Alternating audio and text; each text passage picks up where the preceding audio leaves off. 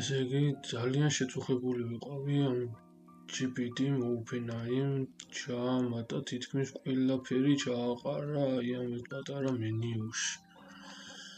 შეწუხებული ვიყავი იქიდან გამომდინარე, რომ აი ფაქტიურად არ ჩანს რა, აი ჩათების ისტორია რო ნახო, ფაქტიურად აი არ ჩანს თუ აქ გააქვს უამრავ ეხლა მე ეს რა ლუთ მაქვს საჩვენი მეთორიამდე საგვიყენ.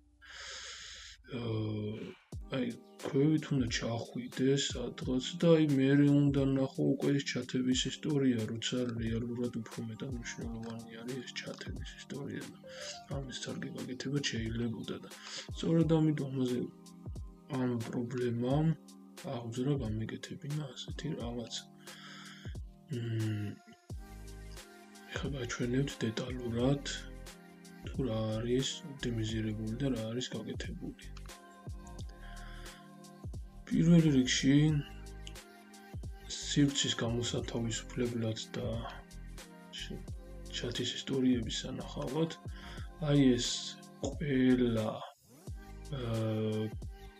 GPT თვის შევქმენი ცალკე ღილაკი, drop-down ღილაკი, საიდანაც შესაძლებელი არის ჩამოშალო და ნახვა. ეხლა ვაჩვენებთ.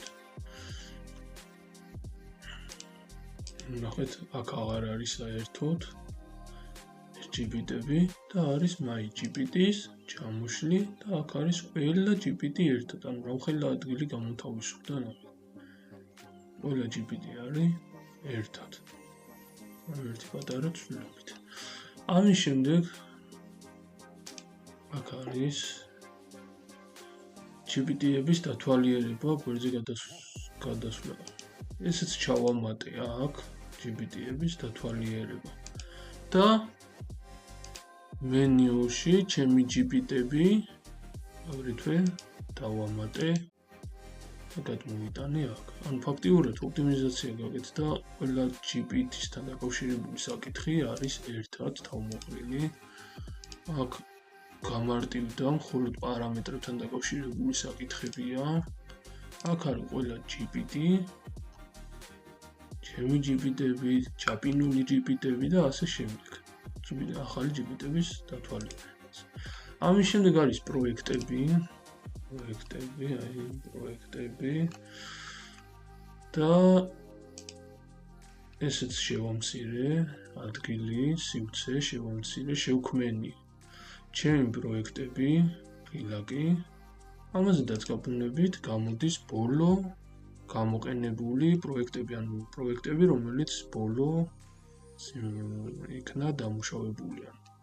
ბოლოს რა პროექტზეც ვიმუშავეთ.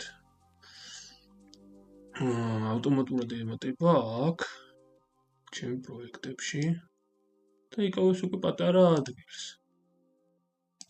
ბოლო რომელსაც გამოიყენებთ, ავტომატურად ჩაემატება აქ. და აქ უკვე მეტის ჩვენება, ანუ 5-ზე მეტი თუ გაქვს უკვე პროექტი და არც გაბუნებ და აქ უკვე გამოჩნდება დანარჩენი პროექტები. რაც შეეხება კიდე დამატებით, აქ მენიუში ორიგინალ ვერსიაში არის დავალებები აქ. რაც რა ვიცი ახლა აქ შედი მე პირდაპირ დავამატე მენიუში.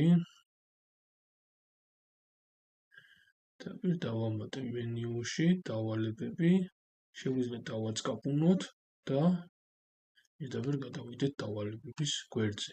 და ამის შემდეგ უკვე იმხელა ადგილი თავისუფლდა უკვე. აი პირდაპირ იწყება დაჟე დღეს და გუშინდელი საუბრებიც კი ჩანს.